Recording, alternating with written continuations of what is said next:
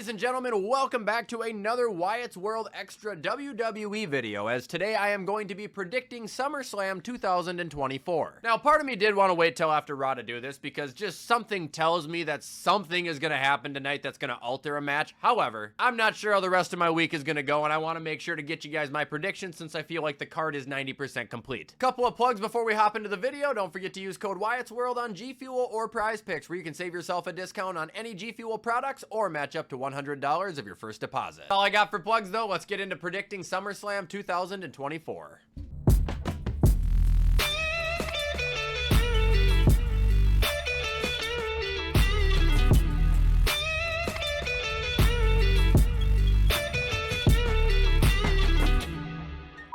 Okay, so before I truly get into my predictions, I want to go on a little rant about this year's SummerSlam and last year's SummerSlam now that I look back at it, but I didn't watch last year at the time, so I didn't really notice. SummerSlam doesn't feel like SummerSlam anymore. And no, I'm not ragging on the card. The match card, especially for this year's SummerSlam, could be one of the greatest SummerSlams we've ever seen, but it's the actual theme, the atmosphere of it that just, it doesn't exist anymore. I mean, go back all the way up to 2022 and all the SummerSlam logos are still, you know, fun and colorful. The entire promotion had themes that related to summers, you know, roller coasters, pool parties. And then last year they go to Detroit and modernize it, and this year they go to Cleveland and do the same thing, and it's like, what are we doing? Like, this just, it feels like a Survivor Series or something, and that's fine, but that ain't till November. Another thing too, don't even get me started on the stages. Dude, the stages used to be banger after banger after banger, and now it's just a gigantic ramp with an LED screen. Or a small ramp with a really big LED screen. No, stages and pay-per-view themes don't necessarily make matches better, but it sure as hell makes them a lot more fun to watch going into them. Like WWE, come on, enough of this modern bullshit. Like, let's bring back the fun SummerSlams.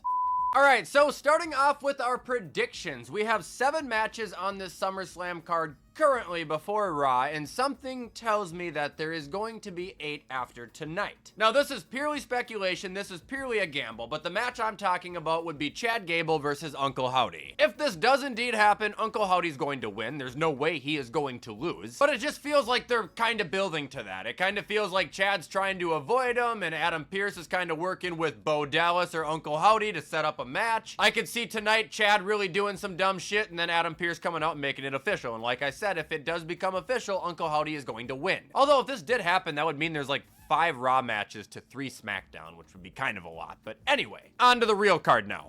So, for the first real match I'm going to be predicting, it is Sami Zayn versus Braun Breaker for the Intercontinental Championship. Braun Breaker wins. Please. Honestly, the only reason I heard Braun didn't win at Money in the Bank is because they wanted him to win it on a bigger stage, so it would make sense if he does it here. But he needs that belt a lot more than Sami does, and I hate this current Sami run/character. He's a great performer, but I'm bored of this. Just David versus Goliath, time after time after time. He doesn't play a good tough guy. And the only thing he's done since winning the belt is bury people who deserve it over him, or who should hold it over him. And I rephrase that because it's not like Sami doesn't deserve to have the belt. It's just that it's doing nothing for him at all. I'm expecting like a 10 to 15 minute slugfest, Braun Breaker winning after hitting 17 spears.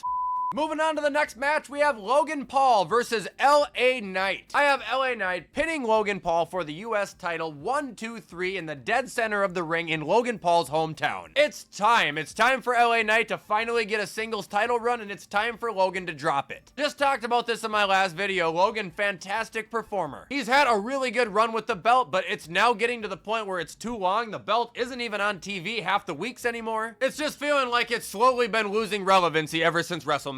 I think this is a perfect situation for it too, because I think a lot of people are expecting Logan to win. You know, Logan has a big surprise coming who is just gonna be some other fucking influencer. Like I just said, it's in his hometown, it's at a huge event, this has Logan Paul all over it. Which gives me further reason to believe that they're going for an even bigger reaction here when LA Knight steals Logan Paul's moment. LA Knight for US champion, yeah! Moving on to the next match, we have Liv Morgan versus Rhea Ripley for the Women's World Heavyweight Championship. I think Liv Morgan retains and Dom is going to turn on Rhea, and I think it's the right call. This is a great feud, however, the one complaint I have is how irrelevant the women's title has felt during it, but also at the same time, it kind of tells you how intriguing these characters have been. I've mentioned it in the past, I think Judgment Day is getting closer and closer by the week to their inevitable implosion. There's been cracks between Dom and Rhea for a very long time that just got patched up now all of a sudden out of nowhere. nowhere. Feels to me like they're gonna go for the image that Rhea's walking into this match extremely confident with her guard completely let down, and that's where Dominic is gonna strike. Now, I can't imagine he's actually gonna lay her out. For one, she would realistically kick the shit out of him, but for two, WWE doesn't really like putting that on programming anymore unless you're Randy Orton, so maybe he will distract her, maybe he'll slip Liv a chair. I don't know what he's gonna do, but I think this will end with Liv Morgan and Dominic Mysterio walking out together holding the Women's World title. Now moving on, we have Bayley versus Nia Jax for the WWE Women's Championship. Plain and simple here, Nia Jax should win this match. I really hope she does. Bayley is great, but her run has been boring as shit. And Nia Jax, ever since returning to WWE, well, since I've started watching again, which was Elimination Chamber, she has been one of the best women on the roster. They've done a great job at building her up as this bully, as this powerhouse. She went and won Queen of the Ring. No cheating at all here. I think Nia Jax should flat out just beat Bayley. However, I could also see Tiffy being out there when Nia wins, and then Tiffy kind of teasing a cash-in on Nia since they're buddies, and then some friction there starts. That might be a long shot, but my pick here is Nia Jax because I think it would be really good for the company altogether if she won the title.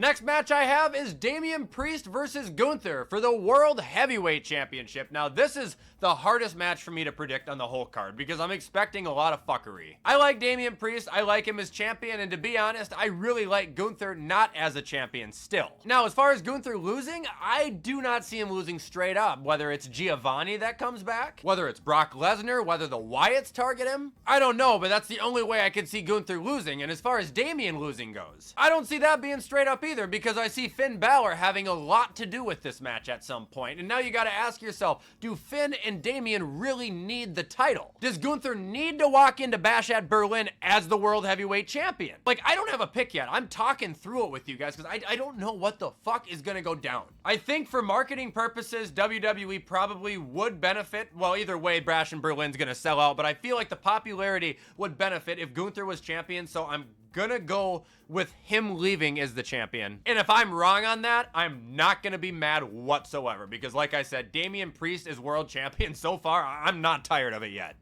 Next match we have is Cody Rhodes versus Solo Sikoa for the WWE Undisputed Championship. And I know this will probably main event, but I am way more interested in Punk versus Drew. As far as this match goes, Cody's gonna win. He's not losing the belt to fucking Solo. No, it will not happen. Am I expecting some fuckery here? Absolutely. I'm expecting Roman Reigns 100%. I think we're gonna get Jimmy on SmackDown. I know that the other bloodline's gonna get involved. I think Randy and KO will come out because they're not gonna be left completely off SummerSlam. There's gonna be a big shit show. Honestly, it might be like a mini WrestleMania as to how this ends. But Solo is not winning. And now ending with what I think deserves to be the main event, what I think is the best feud in wrestling and one of the best feuds I've ever seen, CM Punk versus Drew McIntyre with Seth Rollins as a special guest referee. Okay, understand, this will not be the only time these two have a match. So with my outcome here, do not freak out. I think Drew needs to win this one. If Drew loses this match, like, what does this do for him? Where does he go from here? Nowhere. He's lost everything, and now he's let the guy who's tormented him over the last fucking year get the best of him. Like, it wouldn't make sense to happen here. He needs to get the upper hand. What I think is gonna happen is Seth Rollins at one point is gonna accidentally end up eating a Claymore kick. I think the entire tempo of the match is gonna turn to, okay, that means Drew is gonna fucking lose. But then Punk is gonna continue to run his mouth. Seth is gonna understand that he hates him just as much as Drew does. This is gonna turn into a gigantic fuck CM Punk fest where he's gonna end up eating a Claymore, then a curb stomp, and probably another Claymore, and Seth and Drew end up kind of screwing him over. For some reason, as far as this story goes, with these three, I think that's the way they need to go about this. Now, it could go a million different ways, and that doesn't mean the match is gonna be bad. This is gonna be a great match. And as much as I love Phil Brooks himself, I think it would be a lot better off for the future if he loses at SummerSlam. And that is gonna do it, ladies and gentlemen, for my SummerSlam 2024 prediction. Hope you guys liked this video. If you did and you want to show support, you already know what to do. And please let me know in the comments where you agree or disagree with me. Let me know your hot takes for SummerSlam. In the meantime, I'm gonna get this edited up so you guys can watch it on time. Have a great rest of your night. Enjoy Raw, and I will see you in the next video.